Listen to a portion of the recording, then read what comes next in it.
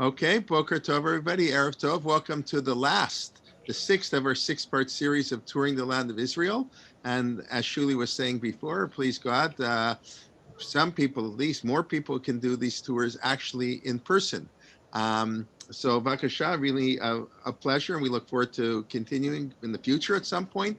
And as we were just talking about, Shulie will begin our Tisha B'Av program at 11 a.m. Eastern, 6 p.m. in Israel. She'll be speaking on the final days of the First Temple, but that'll be on Tisha B'Av. Today, we're finishing our tours of Israel, and a pleasure to welcome and turn the mic over to Shulie. Thank you very much. Okay, hi everybody. So today we are going to go up to the Golan, which is really one of the most beautiful parts of Israel. It is definitely appropriate for summer, talking about it in the summer, because this is where, this is Israel's playground.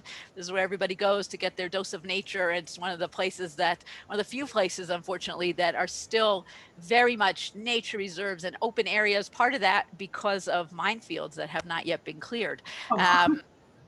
That really is part of the reason. But we're going to try and explore a little of the Golan. And it's an integral region of Israel, right? It's a very important place in terms of the natural resources, in terms of the history, but in many ways it's different than other places that we have been to in the last 5 weeks. Hey, we're going to talk about the geology and the topography. They definitely are different than a lot of other parts of Israel. They're very different. The Volcanic Plateau, not something we have in other places. And also the Jewish history is different. The history in general is different. We have a very large gap between the ancient history, where it's a very busy, thriving area, and the modern history, where it becomes thriving again. But we have a period of time of hundreds of years where it's really very empty and there's not much going on, not only Jewishly, but in general. Water here is very important. The military strategic importance of the Golan, we're going to talk about a little bit. The one place we're not going to talk about, even though it is in the Golan and it is very important, is the Hermon. And I left out the Hermon, the eyes of Israel, important place to know about, but we're going to leave it out of our discussion because we have plenty of other things to talk about. The Golan is 1,800 square kilometers, but only 1,200 of that is in Israel. We're going to see that the Golan has natural borders on the north, the south, and the west, but it doesn't have a natural border on the east, right? So it really kind of bleeds into Syria. Part of the Golan is still in Syria, and of course, the Golan was part of Syria between 48 and 67. So that brings us to our two maps, right? And the Golan, I guess we could say, has many more, but let's say two sides to it, right? Incredible natural beauty, very complicated human politics. So I brought these two maps to kind of emphasize that. The map on the right is something called the Golan Trail. Hey, people who know a little bit about hiking in Israel know that we have the Israel Trail, Shvil Yisrael, that goes through all of Israel from Metula to Eilat. And that was developed about 30 years ago, and it's become a real thing for Israelis, all different kinds of, all ages that go, but particularly post-army, this is a thing to do, that you go do the Israel Trail before you head off to India and Peru and all these other places. But in recent years, there have been more trails, because the Israel Trail is a beautiful trail, but it really only takes in the center of the country. So today there's a trail that goes through Judea and Samaria, for example, right? There are other trails that go in the Galilee. We spoke, I think, about the Sanhedrin Trail and the Gospel Trail. And this is a relatively new trail called the Golan Heights Trail, which is 120 kilometers, starting from right below the Hermon, going all the way down to the Yarmuk River. We have such differences of landscapes in the Golan, from 100 meters above sea level to 1,500 meters above sea level. So you can imagine that this trail is both challenging. You start at the top and you go down, but you could do it the other way as well, right? But also just incredibly beautiful. My daughter did this a few years ago. It took her 5 days, right? 120 kilometers in 5 days. And you really get a sense of the landscape and the beauty and the human landscape, because people open up their homes and host the hikers. It's really amazing. Now take a look at the other map, right, on the left. Political borders. Political borders, like we said, very complicated because you do have natural borders, right? Let's understand the natural borders for a moment, right? The natural borders, let's just do this better. Okay, natural borders are the Yarmouk River in the south here, right? On the west, very easy, right? The west is the Sea of Galilee is the natural border, and the Jordan River, right? In the north, sorry, not drawing very well. Okay, in the north you have the Hermon, but in the east you don't have a natural border, and that's why you could see these complicated ceasefire lines and mandate borders and French borders, right? All these things that changed over time. In 1949, the armistice lines are drawn with a demilitarized zone over here, right? This little green blob here, okay, which Israel really tries to settle, and in some cases is successful, okay, but all the rest of the Golan Heights, and this includes Negev, by the way, but all the rest of the Golan Heights is under Syrian control. From the Six-Day War, it passes to Israel. We almost lose it 6 years later in the Yom Kippur War. So the political borders are very complicated. We'll come back to that a little bit towards the end. But first, let's understand some older history. Okay, so let's get our timelines done here. We have very important prehistoric settlement. We're going to go back even earlier than the Chalcolithic period, 6,000 years ago. We have earlier settlement. I didn't put it on the timeline, but we will talk about it. Okay, but we have important settlement here 6,000 years ago in the Chalcolithic period. We have Canaanite settlement. Then when we get to Israelite times, right, when we get to First Temple times, biblical times, we have the Golan really being shared by two groups, right? You have Israelite tribes here. We're going to talk about the 2.5 tribes, Gad, Reuven, and half of Menashe.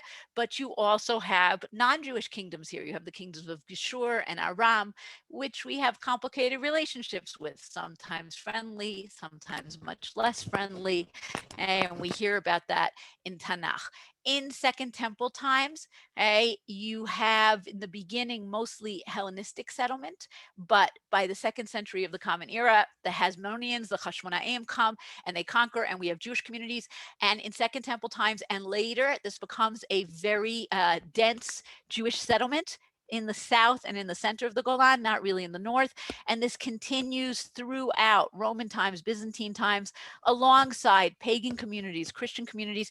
All of this comes to a very abrupt halt with one of the most important dates in the history of the land of Israel, and we've talked about it in other parts of the country, and that's the huge earthquake in 749 CE. An enormous earthquake. We hear about it in literary sources. We see it in archaeology. There's a huge earthquake, and a lot of these communities just come literally and metaphorically crashing down, right? We don't have a lot of settlement. And this leads to a period of emptiness, nomads, lawlessness, and there's really not much going on. There's some settlements here and there. We have a fortress in the north, right? Nimrod's fortress, built by the Arabs, fighting over the area between the Arabs and the Christians, but not a lot of settlement. And it's only really in the late Ottoman period, in the 19th century, that people start to come back. And even then, Jews do not really come back. And Jews only start to come back after the Six-Day War. Okay, we have a little bit of attempts at settlement that are unsuccessful by Jews before the state of Israel, but mostly what happens is happening after the Six-Day War. So that's just to give us the bigger picture. In 1981, Israel unilaterally annexes the Golan Heights, not accepted necessarily by everybody in the world, but we say that it belongs to us. And some people may remember all the discussions that were going on in the time of Yitzhak Rabin and peace agreements that we were having with the Palestinians, right? And there were questions of, are we going to have a peace agreement and give the Golan to Syria? And many people had these stickers, Ha'amim HaGolan, right? The people is with the Golan.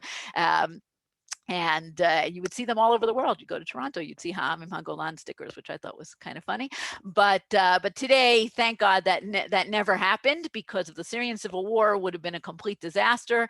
And today, the Golan is very much in Israeli hands. So let's go back to early days, okay, and to understand the geological formation of the Golan. Geology is not so much my thing, but you cannot talk about the Golan without talking about geology, because it is formed by volcanic eruptions. Okay, and if you look at this lovely map from the Ofra Field School, such a great map, and just take a look and see, right?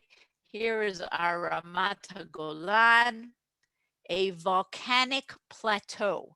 Okay. And that's why the Golan, by the way, is mostly, it's not completely, there are differences in height, like I said before, but it's a plateau. It's not really mountains as much as it is a heights, right? A high up above the Chula Valley. But there are these extinct volcanoes all along. There's a line of extinct volcanoes, which are called, in Hebrew, they're called tells, right? Tel Saki, Tel Facher. They're not tells, they're not archaeological mounds. They are volcanic, extinct volcanoes, but they get that name. And those are actually a very important security line that is used much later in the Six-Day War and the Yom Kippur War and today. The volcanic eruptions begin, the earliest ones are in the south, the latest ones are in the north. The earliest ones are 4.5 million years ago. The latest volcanoes are 120,000 years ago, which in geologic time is very recent, right? It's really not a long time ago. So the volcanoes are really what create the Golan Heights, and they have a very large impact, not just on the geology, but on a lot of other things as well, including water and soil and the type of things that can grow here. So the rock of the Golan, the main rock of the Golan, is the blackish grayish basalt, and that's when you see archaeological excavations in the Golan and ancient synagogues or churches. A lot of times things are made out of that black basalt stone, because that's the common stone that you find there. Okay, you have a few interesting phenomena from the volcanoes, right? So you have, take a look at this fabulous picture over here on the left. This is a picture of a mountain called Mount Avital, and it's a caldera. And you can see that it's a mountain, but there's like an open, empty space here. It's a volcano that has collapsed in upon itself, right? And you have these. You also have, this is Mount Avital, right? Right next door to Mount Avital is Mount Bental. Why? Because Avital is the father, is the Abba, right? It's the father volcano, and it erupted and created another mountain called Mount Bental, the son, right? So you have the father and the son right next door to each other. Like we said, we have these extinct volcanoes, this line of volcanoes that were used by the Syrians and then by the Israelis as military outposts. Okay, the basalt seals up, is mostly sealed, so the water is conducted very well, and that's why you have a lot of springs in the Golan. You have a lot of waterfalls in the Golan, right? The water goes through the basalt and then emerges. Another interesting volcanic phenomenon is Birkat Ram, is this lake, right? This is a lake that is actually a volcanic crater. Okay, it fills up with groundwater. It's in the north near Majd al-Shams. The big white mountain that you see in the background is the Hermon. Okay, and this was an important prehistoric settlement. Now we have very early prehistoric settlement in the Golan. It's a fertile place, like we said, lots of water. There's a lot of, if you're interested in this stuff, there's a lot of fascinating new information that's coming out about prehistoric man in Israel. Okay? There was just discoveries in Ramla, in the center of the country. What they're talking about, a new, I don't know if species is the right word to use, right? But between Homo sapiens and the Neanderthals, there's a lot of interesting stuff that's coming out now. But we know that the Golan was one of the really earliest places of prehistoric man in the land of Israel. And this picture here on the right, which looks sort of like a blob of a rock, this is considered to be the oldest piece of art in the world. I know you're looking at it and you're saying that doesn't look like art, okay? But it's supposed to be a figure of a woman, okay? And you have to use a little bit of imagination, okay? But here's the head, here are her breasts, Okay, this is 250,000 years old. It's 250,000 years old. It's in the Israel Museum, and it is considered to be the oldest piece of art in the world. And it's found here in Birket Ram. Art, ritual, it's a piece of rock that is carved in a particular shape for reasons unknown to us. Okay, so that's where we get into the realms of religion and art. Other more recent traces of the past, okay, the picture on the right is a picture of dolmens. Okay, we have many of these, about 6,000 of these ancient tombs that have been found in the Golan. They're clusters in various places. In Gamla, in Yehudia, they're ancient tombs that go back about to the Middle Bronze Age, meaning about 3,500, 4,000 years ago. Okay, Canaanite, going back much further than the Israelites, okay, going back to the time of the Avot, if to the patriarchs, if you want to think of it like that. Okay, so we have these clusters in the Golan. We also have this strange thing, which you can see on the left. This is an aerial picture of a place called Ruge Mahiri. It's in the central Golan. It's near Moshav Yonatan, if that's a place that's familiar to you. It's people call it Israel's Stonehenge, right? These are monuments that are about 5 meters tall. Because they're stone, it's not so easy to date them. Some people suggest they are from the late bronze. What is it? Just like Stonehenge, nobody really knows. Is it meant to be some kind of a calendar, a way to measure astronomy, some kind of a ritual site? We really don't know, but it is definitely something that goes back to ancient times, at least to Canaanite times, perhaps earlier than that. Let's get on footing that's a little bit more sure for us, and that's the Tanakh. Okay, in Tanakh, we actually just read this last week's parsha, right? We have our 2.5 tribes, Gad, Reuven, and half of Menashe. While they are still in the on the eastern side of the Jordan, they come to Moshe and they say to him, listen, we have lots of sheep and goats, and this is great grazing land. We want to stay here on this side of the Jordan. Now, of course, we have the very fascinating response of Moshe, which is, right? Your brothers are going to go out to war and you're going to stay here. They fought for you. You're going to abandon them. And this very, very strong rebuke that Moses gives them, that you have to go and fight for your brothers just like they fought for you. But after all that is over, they do stay on the other side of the Jordan. Okay, so we have Reuven, who is closer to kind of the center of the country, to Jerusalem, to Amman in Jordan. We have Gad, who is a little further north, but we have Menashe in the Bashan, and we hear about the Golan in the Bashan. That's where we hear about the word Golan, the name Golan, for the first time in Tanakh. Okay, and this is the area of Menashe. Now, fascinating, of the 6 cities of refuge, also last week's parsha, okay, that Moses has to set aside, 3 of them are on the eastern side of the Jordan, right? And the commentaries actually talk about this. Does it mean that this is a more lawless place? It's a more empty place? Interesting suggestions, right? But we do hear about one of them in the Bashan, right? Moses set aside 3 cities on the east side of the Jordan to which a manslayer could escape. One who, right, he could flee to one of these cities, Betzer, belonging to Reuven, Ramot in the Gilad, belonging to the Gad, and Golan in Bashan, right, belonging to Menashe. So that's up here. In the time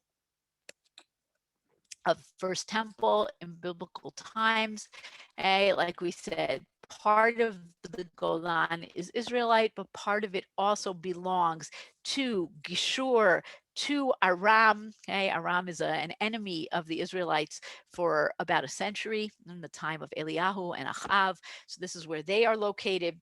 What happens to Israelite Golan? What happens is eventually what happens to the rest of the kingdom of Israel, and that is the Assyrians, right? The Assyrians come in here, they conquer here, they cross over the Jordan, and they conquer the rest of the north, and Jewish life is essentially extinct here, but it comes back, right? It comes back in Second Temple times, and that brings us to one of the most fascinating Jewish cities in the Golan, and that is Gamla. Okay, now Gamla is most famous, okay? Gamla is in the southern part of the Golan. Gamla is most famous for the story of the resistance in the Great Revolt, right? The battles against the Romans. This is the final battle of the Jews in the north in the Great Revolt in the year 67 of the Common Era. There are battles all over the north in Yodfat, near the Kinneret, but the final battle in September of the year 67, in Tishrei 67, takes place in Gamla, and Gamla finally falls to the Romans, and that's the end of Jewish resistance in the north, and the Romans move to Jerusalem, right? Very appropriate for this time of year.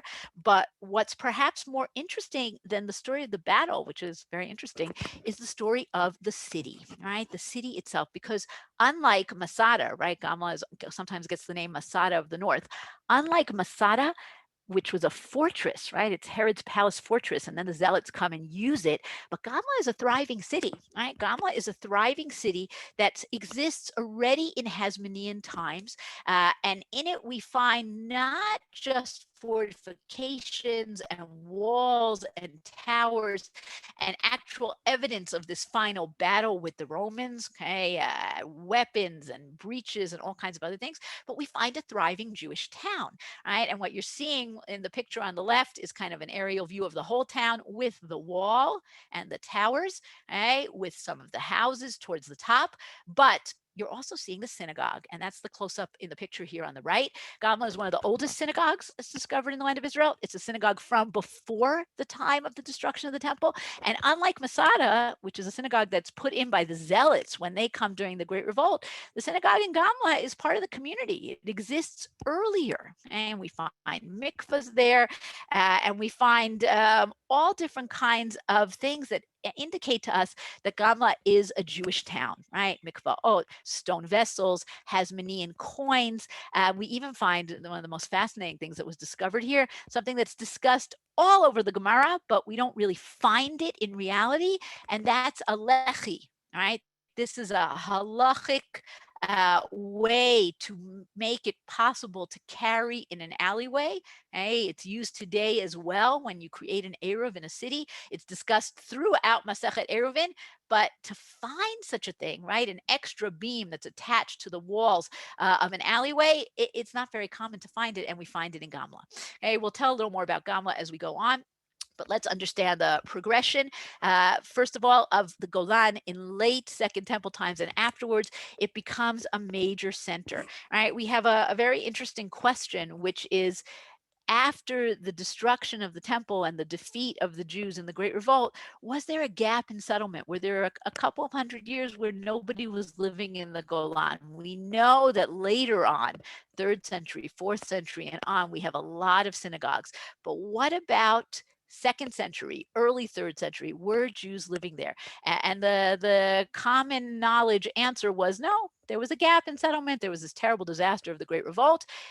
People left, and they only came back 100, 150 years later. But now, the more we discover, the more we're seeing that it seems that many communities did stay on, and there were even new communities that were created. And this is part of the story of archaeology that is still unfolding. But just take a look at this map, right? And this is a map from the year 2000. If I had a more updated one, which I don't think there is, unfortunately, there would be even more. But here's our Golan, right? This is a map of the synagogues that were uncovered up until the year 2000 in the Golan. Look at that huge concentration.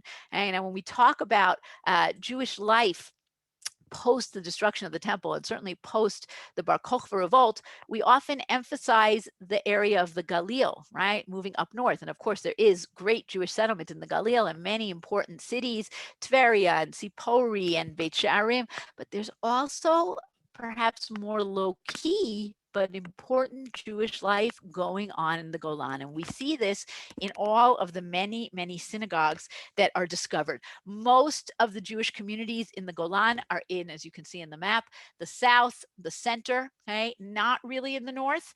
Okay. What are they doing here? They are farmers. There's a lot of olive oil production. And they're Jews living a Jewish life. It's not a particularly, at least as far as we know, scholarly or important communities in the sense of having big, important names living there. It's just regular Jewish life with people living their lives and putting their resources into large and beautiful synagogues. And we're going to see a few of them. So this one might be familiar to some people. This is the synagogue in the reconstructed Talmudic village of Katzrin.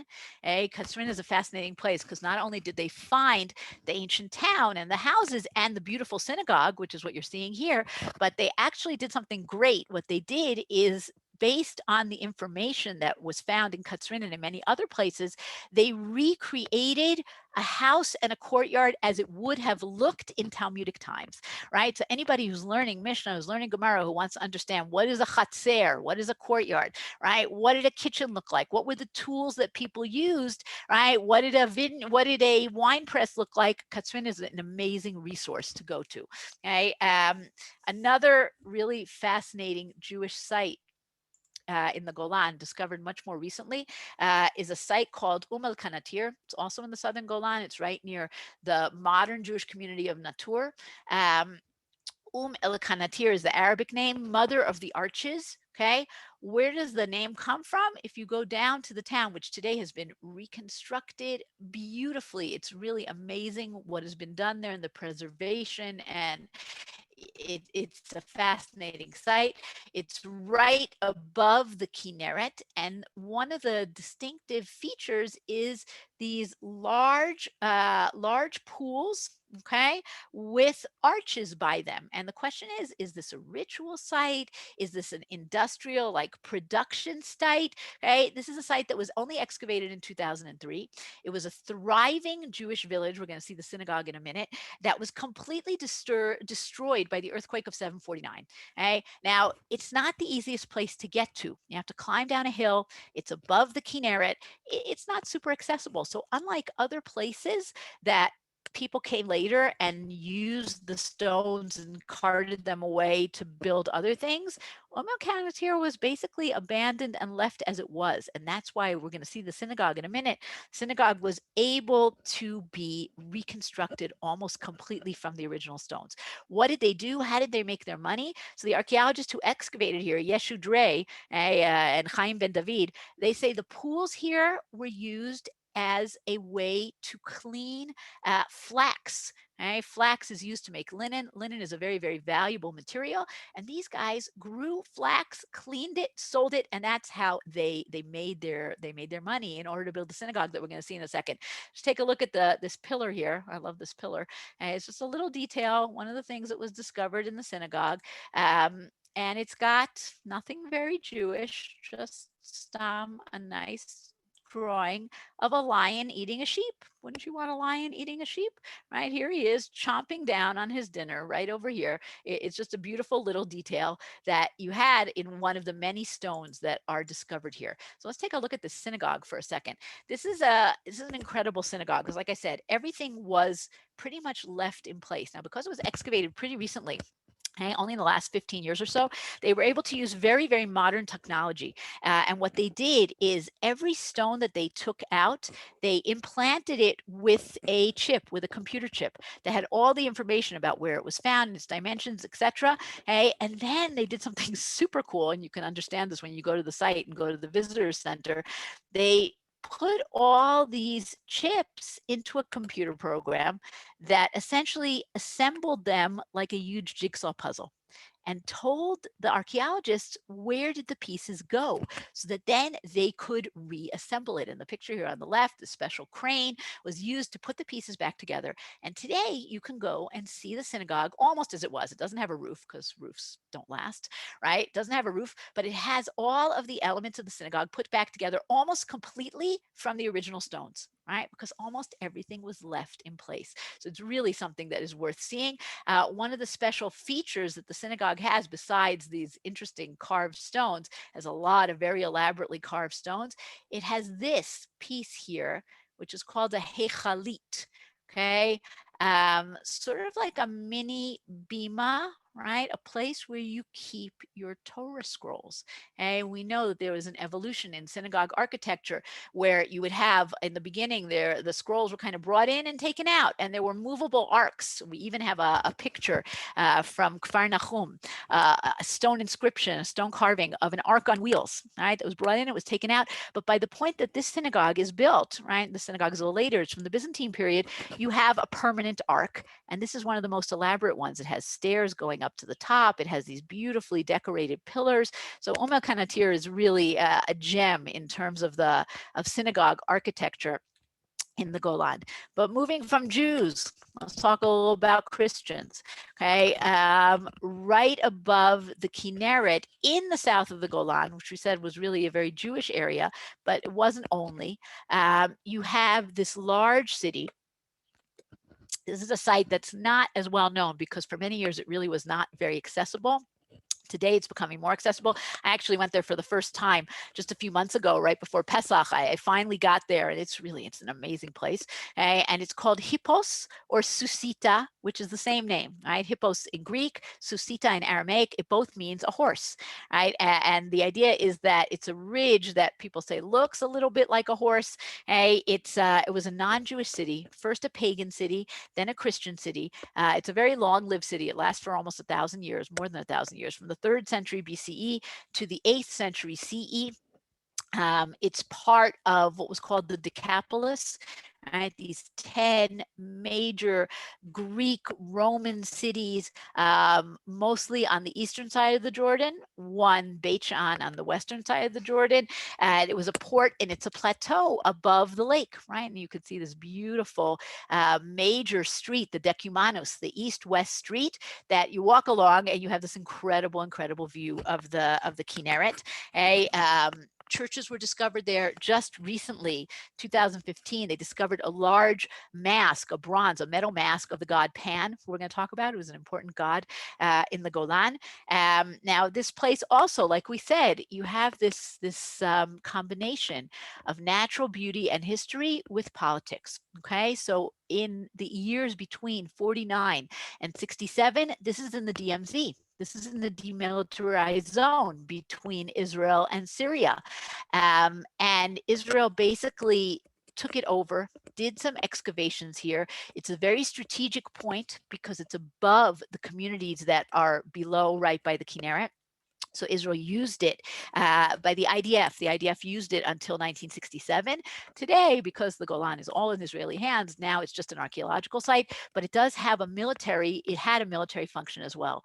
Now, to go back to Pan, right, if we go all the way up north in the Golan to the Banias, right, so the northern part of the Golan, northwestern part, right, it's really on the edge of the Golan. There is a site called Banias, which is really Panias, right? Remember, Arabs cannot pronounce the letter P. So anything that is a P, we see this in our sources. It actually talks about Panias. It got corrupted into the name Banias. Now, Panias was an important site that was holy to the god Pan, right? Remember Pan with the flute, rapes the women, not exactly a super sympathetic god, but he is a big god in the Golan, and you had a whole complex of temples to the god Pan in this area of the Banias, which is, of course, an area that is full of water. The Banias is one of the 3 sources, the 3 rivers that are the sources of the Jordan River. So there's a lot of water here, and probably the water is connected to the holiness of the site, right? And God, Pan as a god of kind of partying and music, and the water is connected to that. We hear about Panias or Banias in our sources, right? One of the rabbis is asked, what is a sign when the Messiah is going to come? And he says, when the waters of Panias turn red like blood. Right? That's one of the signs that the Messiah is going to come. It's definitely a site that, despite its kind of very pagan nature, it is very familiar to Jews. And it's not only familiar to Jews, it's very familiar to early Christians. Okay, Herod and then his son developed the site, and we have Herodian structures here as well. And they rename it Caesarea, but to kind of differentiate it from the other Caesarea, they call it Caesarea Philippi. Okay.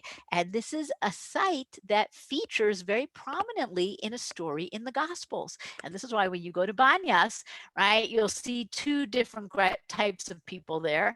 You'll see Jewish Israeli tourists or tourists from other places who are coming to see the water and the beauty of the water and check out the archaeology, but you will also see very devout Christian groups who come to read this story, right? What's the story?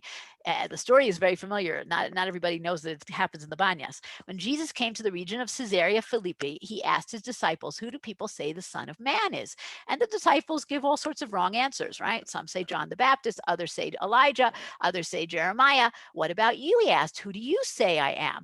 Simon Peter answered, you are the Messiah. Oh, you got the right answer, Simon Peter. You are the Messiah, the Son of the living God. Jesus replied, blessed are you, Simon, son of Jonah, for this was not revealed to you by flesh and blood, but by my Father in heaven.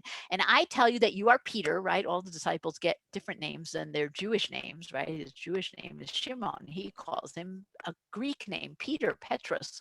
And on this rock, I will build my church, right? This is the beginnings of the idea in Christianity of a church, of a pope.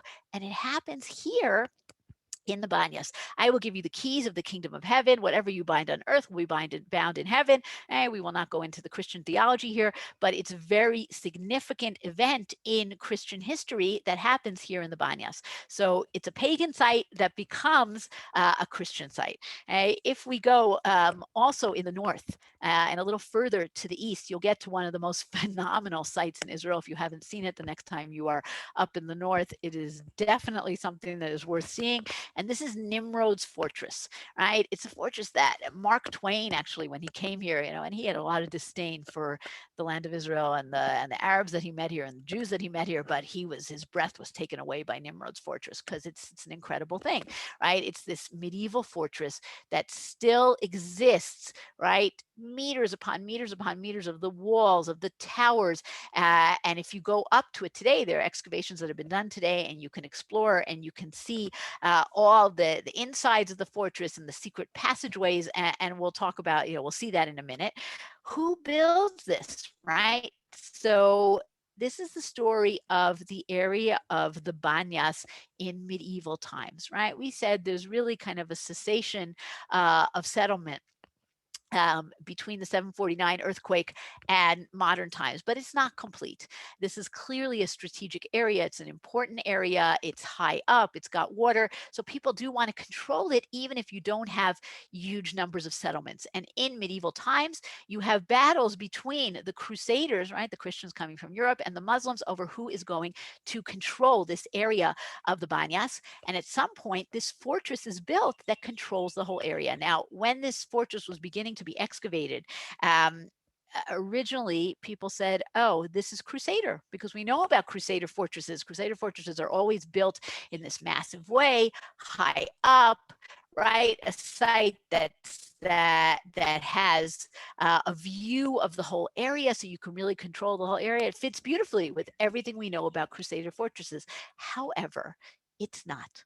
Okay, it was actually built by the Muslims. Okay, it's first built in 1228 by somebody named Al-Aziz Otman, Saladin's nephew. Okay, and it gets an Arabic name called Kalat Subeba, the castle on the cliff. Okay, then we found other inscriptions like this one over here, Arabic inscriptions that talk about Sultan Baybars. Okay, Baybars is the Mamluk ruler who defeats and drives out the Crusaders from the land of Israel. So we found that. We found earlier Arabic inscriptions, and it seems clear that even though this seems to recall Crusader fortresses, this is actually an Arab fortress, right? Arab fortress first built by the Ayyubids, then added to by the Mamluks, and it's truly an awesome place. It's got underground water reservoirs, it's got secret passageways, it's got toilets, it's got everything you would want for a great site. If you want to go on really an incredible journey, go up north in the summertime, and they do nighttime lantern tours of this fortress. Super cool. Okay, so that's Nimrod's fortress, very worth visiting. But let's get to more modern times. Okay, so basically what we said is that the Golan is largely abandoned for centuries upon centuries. in the 19th century, as archaeology is beginning as a discipline, and you have the very famous Palestine Exploration Fund, all of these British archaeologists and surveyors who come to the land of Israel and explore, people like Charles Wilson and Charles Warren. They don't come to the Golan. Right? The Golan is kind of far away, off limits, but there are some scholars who do come to the Golan. And you have this duo here, these two very unusual fellows. Gottlieb Schumacher is the one on the left here. He's a German Templar who has a house in Haifa, and he brings along with him the fellow in the middle, Lawrence Oliphant, who is Bichlal, a very strange fellow. He's a Christian Zionist. He has a house in the Carmel, in Daliat al Carmel. Very, very interesting fellow. But the two of them go and they do a survey of the Golan, and they're actually the first ones to discover El Kanatir that we mentioned before. And Lawrence Oliphant writes a whole a book about life in the Golan and what they discover with all these drawings, with all these pictures. It's clearly not an archaeological excavation, but it's a survey, right? This is stuff that you should look for, but it takes a long time till that really happens. And that's the picture of the gentleman on the right. Right? This is Shmaryahu Gutman. Now, post 1967, this happened in a lot of places. Israel suddenly came into the possession of land that we never really had in our control in modern times. And this was land that we knew had lots of history. So there was a decision to do large-scale surveys, right? There's a very large one that's done in the Shomron, and there's one done in the Golan, meaning not excavations, surveys. Let's take a look and see what we can find so that we know what to excavate later. And Shmaryahu Gutman and Yitzhak Igal, they do a large survey post 67 of the Golan. And one of the things that they are aiming to find is Gamla. Okay, we know about Gamla from Josephus. Josephus tells us the story of Gamla. It's a great story. And not only does he tell us the story, I'm going to go back to the picture of Gamla for a moment. Sorry to make you dizzy. He not only tells us a story, but he tells us a little bit about what Gamla looks like. And he says it's this high mountain with steep sides, with cliffs overlooking the Kinneret, and it has its name, Gamla. Remember Sussita, because it looks like a horse. Gamla looks like a camel. It looks like a gamal. It looks like a camel's hump. Okay, so armed with this information from Josephus, Shmaryahu Gutman and Yitzhak Igal go in their survey trying to find Gamla. And Yitzhak Igal comes one day and he says, I think I found it. I found this mountain and it really looks like a camel. And they come back the next day, the two of them with a group of volunteers, and they start to hike down the hill. Even today, I mean, today there's a road that you have access to, but a lot of people will hike there. And they start to hike down the hill, and Shmaryahu Gutman says to the group, whoever finds the first coin, right, he's the winner. He gets the prize. And they get down to the bottom, and really within a few minutes, they find a coin from Hasmonean times, right? It's just amazing. There are thousands of coins that were found around Gamla, but this is a coin from Alexander Yanai, from one of the last Hasmonean kings. This is clearly a town that goes back to Second Temple times. And then they have to decide, okay, where are we going to dig? Now they find the remains of the wall. It doesn't look like this. It's much more covered up, but they do find, starting to protrude out of the ground, bits of a wall that they follow, and they have to decide, where should we start to excavate? And they choose a piece of the wall that has the nicest looking stones, and they figured they'll start to excavate there. And they made a very good choice, because this is where the synagogue is. They chose to excavate, and they found the synagogue. Now this is a back-breaking excavation. There was no road when they start to excavate here in the late 60s. And they have to schlep everything down by hand, all the way down the mountain, schlep everything out by hand. But it's an incredible, incredible excavation. And one of the things that they find that is truly extraordinary is they find very crudely minted coins that say Ligeulat Yerushalayim, for the redemption of Jerusalem, meaning the fighters in Gamla and the Great Revolt are not just fighting for the Galilee, and they're not fighting for the Golan, and they're not fighting for their homes. They're fighting for Jerusalem and the temple in Jerusalem. So Shmaryahu Gutman describes this discovery in very emotional terms. It was really a very powerful thing for him. He died a few years ago, but describing this, finding it and being taken back to Second Temple times by what they discovered there. Now let's go more to modern times. Okay, before the 6-Day War, the Golan Heights is in Syrian hands, and we already saw, right, the Golan is a plateau. It is above the Chula Valley. Between 48 and 67, Chula Valley, of course, is in Israeli hands. The Golan Heights is in Syrian hands, and that creates many, many problems. Okay? Problem number one, much of the source waters of the Jordan River are in or close to Syrian hands. And in fact, in the 60s, the Syrians attempt to divert the Banias water so that it will flow only into Syria, and none of it will flow into the Jordan, and none of it will get to Israel, and this causes a lot of conflict. Okay? So this issue of the water is a very big potential problem. The other issue is the issue of the safety of the residents and the farmers and the school children of the Chula Valley, because they are sitting ducks underneath the Golan Heights. And there are attacks, sniper attacks, all the time, randomly. Now, when the Six-Day War breaks out, in June of 67, the first 4 days of the war are focused on Egypt and the Sinai, right? And taking out the Egyptian Air Force before it can attack, focused, of course, on Jerusalem and on Judea and Samaria.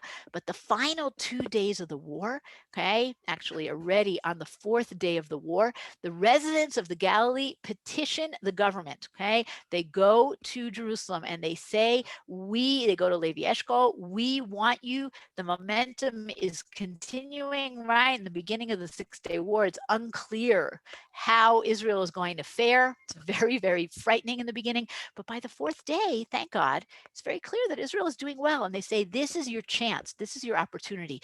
Take the Golan from Syria. Give us our security now. The commander in the Galil, the commander in the north, Dado Al-Azhar, comes, he asks for approval for the attack.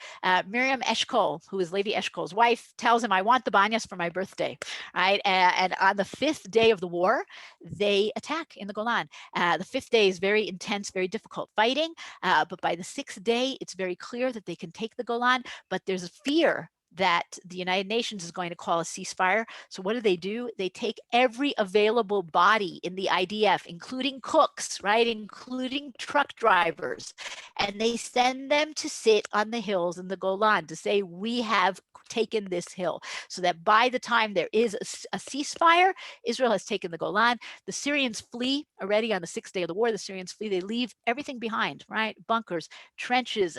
People have told me, I heard an amazing story from somebody who said he toured in the Golan literally like a month or two after the war was over, and they went into one of the bunkers and they found Syrian maps that were left there. Like, they just picked themselves up and they ran. Who stayed behind? The Druse and the Circassian Arabs who were there. They stayed behind. We'll get to the Druse story in a minute.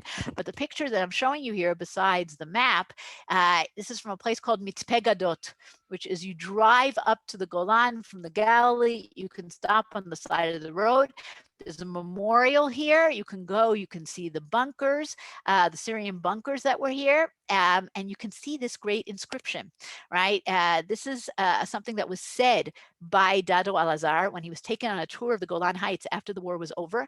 And he said to the settlers of the Chula Valley below, he says, Mikan atem nir'im gdolim shivatayim.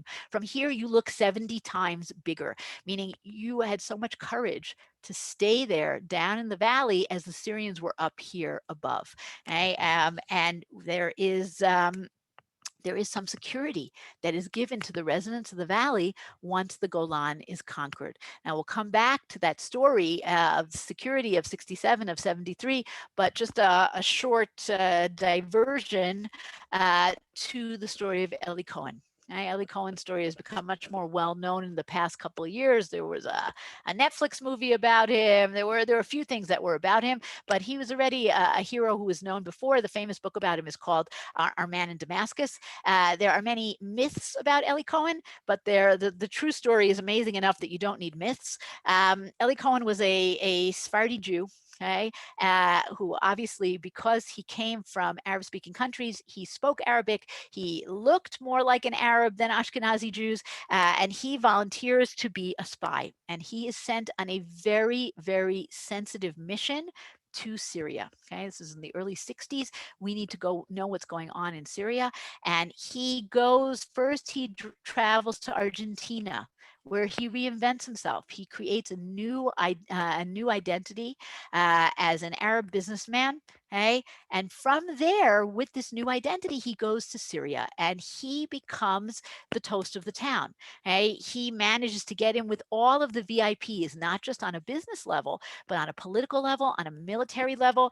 And he gets taken everywhere, including to the Golan. Now, what you have to understand is between 49 and 67, the Golan is a closed military zone. Everyday Syrian citizens cannot go there. Only the army can go there and VIPs who have connections.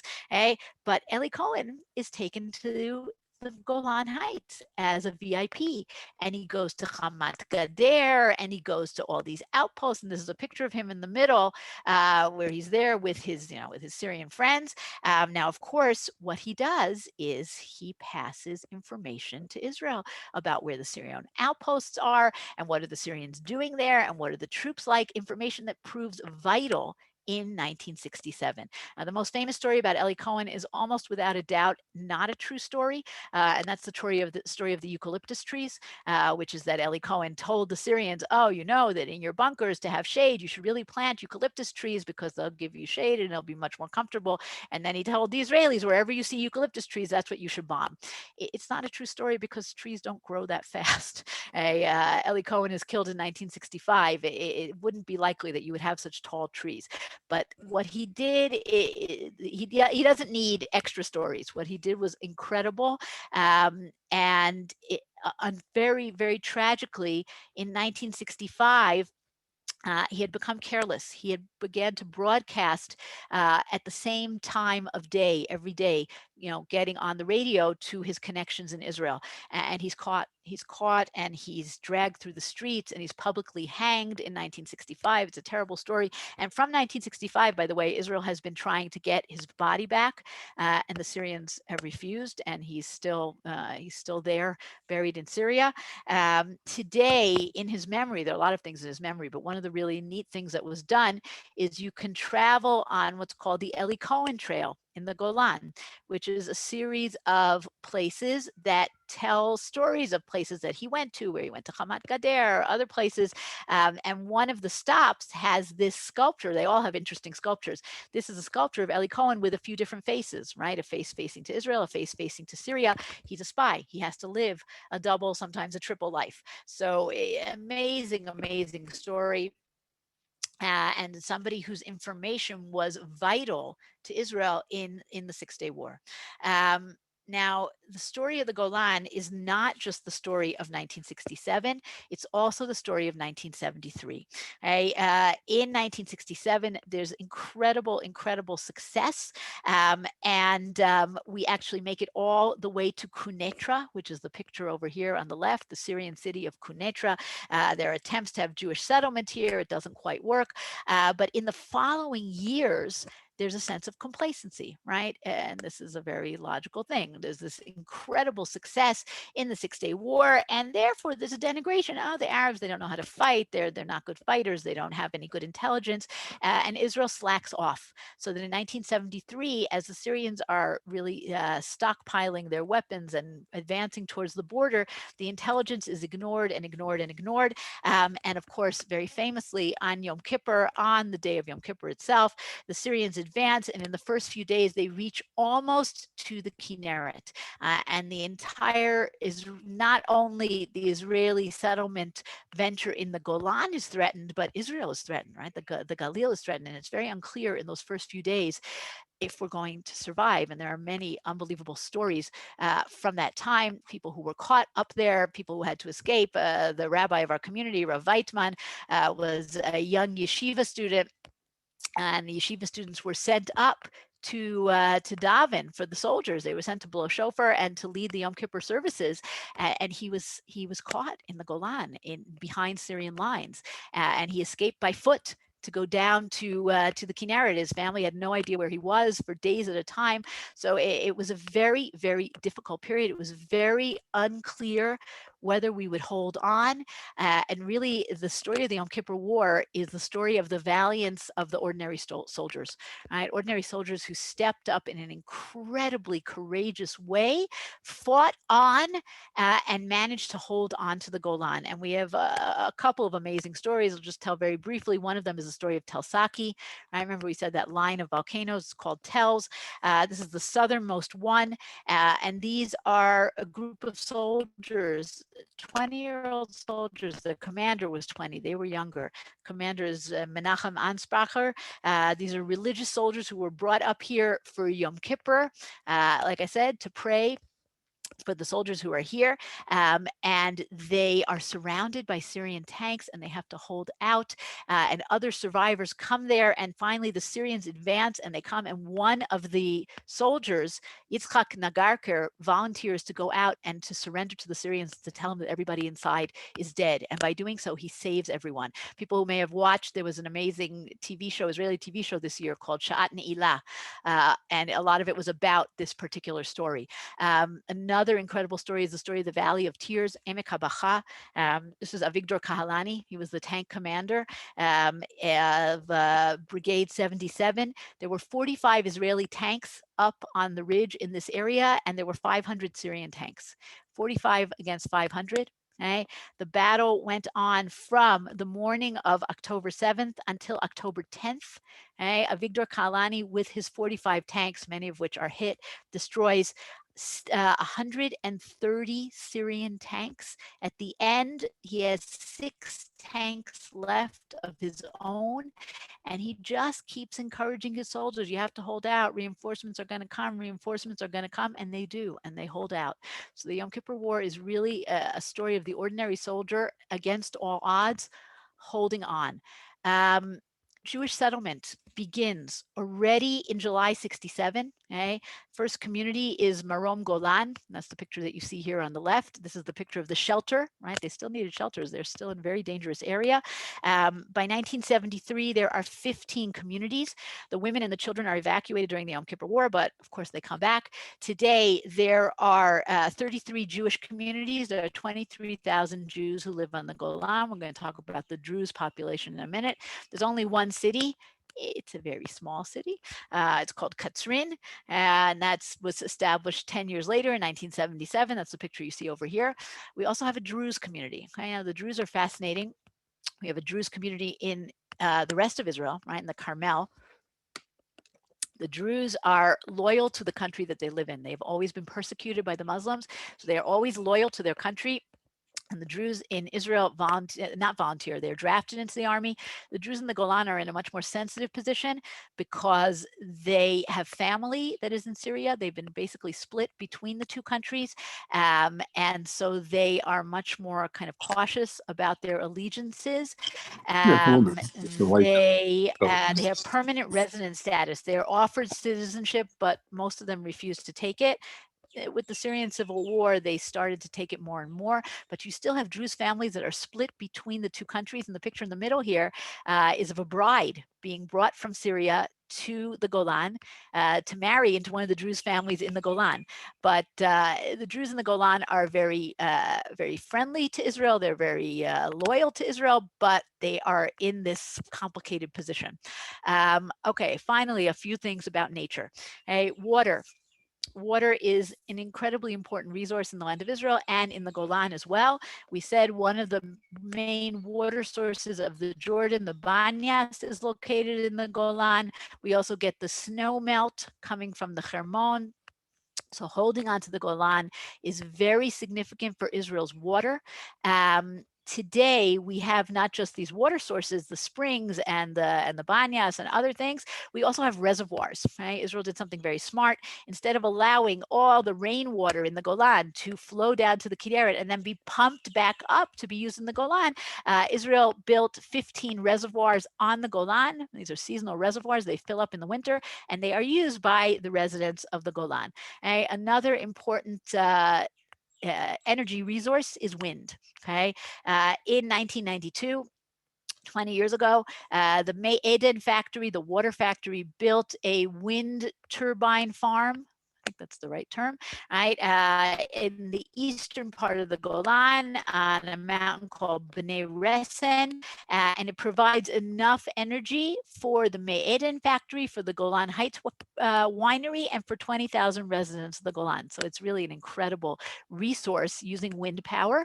And another strange natural phenomenon is hot springs. Okay? The picture that you see here is Hamat Gader. It's a natural hot spring already 2,000 years ago in Roman times. There is a spa here, bathhouse, hot springs. There's a synagogue here. There's a Jewish community here in ancient times.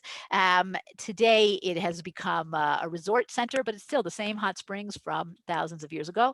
And finally, the Golan is known for its agriculture, all kinds of amazing agriculture, from the classics like apples and olives and grapes to all kinds of very interesting new experimental, right, different kinds of berries and cherries that don't grow so much in the rest of the country, kiwis, papayas, all over the place. Wine, of course. Okay, the first boutique winery in Israel is in the 80s in the Golan Heights winery. That's the first that's not Carmel, that's not like Kiddush wine, but really they brought in a viticulturist from California to develop much more fine wine. Today there are vineyards in all the regions of the Golan. And we said that because of the soil and the climate, it's very unusual.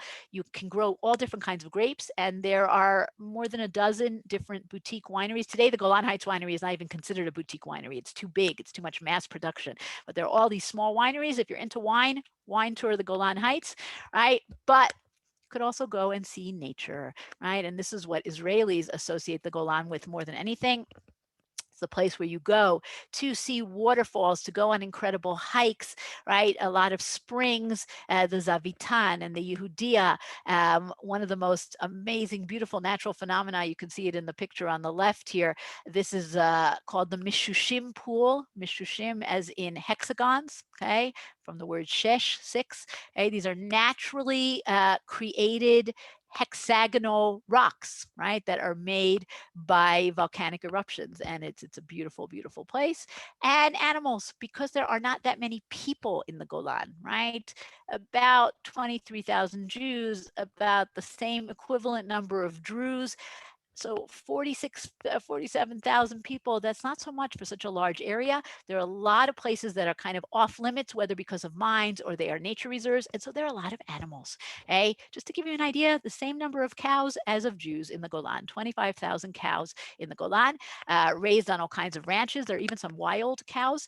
Okay? There are boars, there are wolves, and there are these majestic birds called vultures, which in Hebrew is a nesher. A nesher is not an eagle. It's a vulture, and it's an incredibly beautiful bird. Today in danger, not extinction, but not doing super well, unfortunately, because vultures eat carrion. And the ranchers in the Golan sometimes will put out poison for the wolves because they don't want the wolves to come and attack the cattle. The wolves eat the poison, they die, the vultures come and eat the wolves, right? And this is a terrible thing because we don't want this species to become extinct. So today there are more and more attempts to preserve the Nisharim. If you go to Gamla, there's a whole Nesher information center, and they really are majestically beautiful creatures. And cows and horses because they're so pretty. Okay, let's see what questions and comments. So many. Let's take a look. What do we have here? All right, let's go back up to the top. Yes, stickers from the Golan. Right, the lava flow. Golan Shalanu Tamid. Yes, we have a couple of those good propaganda songs. Why does Menashe get so much more land? That's an excellent question. You could answer it on a Tanakh level, which is that they are a very large tribe. You could answer it on a more kind of academic level, that there are tribes that are more powerful than others. And Menashe is definitely one of those foundational tribes. They have a lot of land on the other side as well, but they are clearly a very significant tribe. Gamla had, no, you are thinking, thank you. That is an interesting point. Gamla is Yoshua ben Gamla. He's the guy who makes the public schools, but that's so interesting that you made that connection. Gamla is shaped like a gamal, exactly. Oh, so cool. Someone worked. excavating in Gamla. So nice. Ein Kshatot, exactly. Uma Kanatir is Ein Kshatot. Sussita was a failed Israeli car model. I don't know what that means. Is pagan still a usable term? We are much less PC in Israel than you guys are. So we say whatever we're allowed to say. I don't know if that's what you meant. Panic. Yes, exactly. Right. Pan, look up Pan. Not a very sympathetic character. The Crusader fortress of Monfort is in the Galil. Okay, it's not in the Golan. You are thinking of Nimrod. Nimrod is right near the Banias, but Monfort is an amazing Crusader fortress in the Western Galil. Whoever wrote me privately, please write me privately in the email, and I would love to respond to you.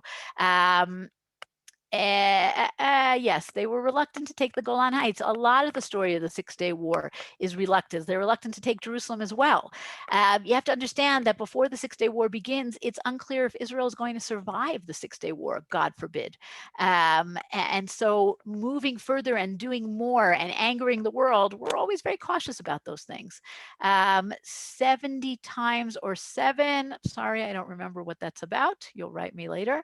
Eli Cohen, it is a great story. It makes me sad, but really it's there's enough true stuff that we don't need to tell things that are not. My neighbor down the street was in one of those six tanks. Wow, unbelievable. Should definitely get the story. Have him come and speak, Rabbi Kalman, if he's willing to.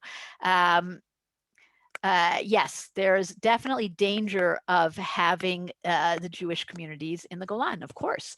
And then when you drive in the Golan, by the way, there are certain roads that are very narrow that have barriers that are meant to stop tanks from coming down to the Kinneret. We learned our lesson from the Yom Kippur War. Troops were already moving to the north by Wednesday, June the 7th. Yes, it's not that they weren't thinking of doing it. They just didn't make the full decision. Wow, that's so cool. I was doing a junior year at Hebrew U and spent the first few days of war in the Galil. Wow. Yes, the Banias, thank you everybody. Brechata Mishushim. Oh, that's a very bad story. I'm sorry to hear that. Any other? Thank you, all of the thank yous. Oh, okay. Ask Rabbi Jonathan Ziering. That's a good idea. Okay, Rabbi Kalman, we have a desire for a live tour. Bring everybody to Israel. Emir Hashem. We're still not allowed in, as you know. But, I know. It'll change at some point. Hopefully, yeah. We look forward, but in the meantime, we'll have to continue virtual tours. We'll see when, how, but thank you. We really want to thank you for another wonderful series. Always a pleasure, and I think by the amount of people and the interest and the questions and the comments, people are most appreciative. And really, we can't be there in person. At least we can be there a little virtually. And the combination, your knowledge, the pictures, the excitement you bring to the class. You talk 100 miles a minute, which I love. And all the information you wanna pack in and present it in such a beautiful, clear way. So I want to thank you on behalf of everybody, and we'll look forward. On Tisha B'Av, we're not going to be so, we're not going to give introductions and all thanks you. It's a different style, but as we mentioned at the beginning, Shulie will be kicking off our Tisha B'Av program 11 a.m. Eastern on Sunday morning, and her talk will be the final days of the first Beit HaMikdash. And we'll have programming from 11 till 7:15. So that's all day. And in 10 minutes, Rabbi Jonathan Ziering will do part 2 of his series on Shemitah. Yes, you can ask him all questions you want. He's very good. He knows, he'll know the answer. And he'll be talking today on who has the final say in rabbinic and biblical law, basically overturning. When do we have the power to change laws? That will be today at 12:15. This evening at 8:30, Rachel Slutsky, who is finishing up her PhD at Harvard in comparative religion and holds the Isidore Tversky Fellowship at Harvard. She'll be giving our Parsha Shir at 8:30 p.m. 3:30 a.m. in Israel. This evening, tomorrow, I'll have my regular Pirkei Avot Shir at 9:30, and then we'll see you, please God, on Tisha B'Av. And thank you very much, everybody. Go get a cup of copy. I won't be able to say that on Sunday, but I can say it today, and we'll see you back, please God, at 12:15, same Zoom channel. Just stay right here, and I'm sure you'll learn much. A very different style, a different topic, different thing about Rabbi Zirin, but also relating, of course, to Israel this year being a Shemitah year. Okay, thank you very much, Shulie, and we'll see you just before 11 or 6 p.m. on Sunday. Have a meaningful fast, easy fast, and all the best. Thank you. Thank you. Thank you, everyone. Shabbat Shulie, shalom. Shulie, it's amazing about the history you find and how well you presented. Thank you so much. All the best. Thank you. It's a pleasure. I love doing this series, so we will do another one. We can Bezrat tell, Hashem. and we love having it. Amen. For Thank sure. you. Okay, we'll see you all soon in a few minutes. Hey, thanks so much. Thanks, Shulie. Thanks, Jay. Take care.